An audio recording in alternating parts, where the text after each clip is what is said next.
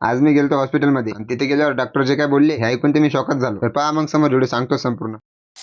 बऱ्यापैकी पॅकिंग वगैरे करून मी निघालो होतो घरी जायसाठी आणि ऊन एवढं होतं की मी आज डायरेक्ट गोराच होणार होतो. तर असं समोर जाऊन असं वाटलं की ऍक्सिडेंट वगैरे झालेलं आहे की काय, पण तिथे गेल्यावर काही समजलंच नाही. म्हटलं जाऊ द्या तिकडे काही हो. समोर येऊन 300चे पेट्रोल टाकलं आणि 347च्या स्पीडनं मी आलो बुलढाण्यामध्ये. बुलढाण्यामध्ये येऊन डायरेक्ट गेलो ITI कॉलेजमध्ये, कारण तिथे एक फ्रेंडला उचलायचं होतं. त्याला घेतल्या समोर येऊन या ब्लॉगरला भेटलो. त्याची भेट घेऊन बुलढाण्याला बाय करून मी आलो चिखलीमध्ये. चिखलीमध्ये पण सेम किस्सा, इथे येऊन भांडणं चालत होते आणि ते सोडून मी गेलो डायरेक्ट हॉस्पिटलमध्ये. आता आलो, नंबर लावला आणि वेट केलं. आणि तुम्ही माझं वेट पाहून कमेंट मध्ये सांगा बरं वेट गेन साठी काय खाऊ. फायनली माझा नंबर लागला, आत गेलो आणि डॉक्टर असे बोलले की बाबू तू ही बिमारी कधीच बरी नाही होणार. आणि हे ऐकून तर माझ्या काळजाचे 4-5 तुकडे झाले. तर मी शांतच झालो आणि हे पाहून डॉक्टर बोलतात की टेन्शन नको घेऊ, मी मजाक करत होतो. म्हटलं काय व सर, माझा जीव गेला असताना. म्हटलं म्हणे तू लयच क्वेश्चन करत होता म्हणून मी असं सांगितलं म्हणे. मग काय चिठ्ठी घेतली. मी याला चिठ्ठीच म्हणतो, जरी मी फार्मसीचा स्टुडंट असलो तरी मला प्रिस्क्रिप्शन असं काही म्हणता येत नाही, म्हणून मी डायरेक्ट चिठ्ठी म्हणत असतो. चिठ्ठी घेऊन डायरेक्ट गेलो मेडिकल मध्ये, गोळ्या घेतल्या आणि आम्ही निघालो घरी जायसाठी. समोर आलो चिखलीला बाय बाय केलं. तर चाल बारक्या वाजव रे आता.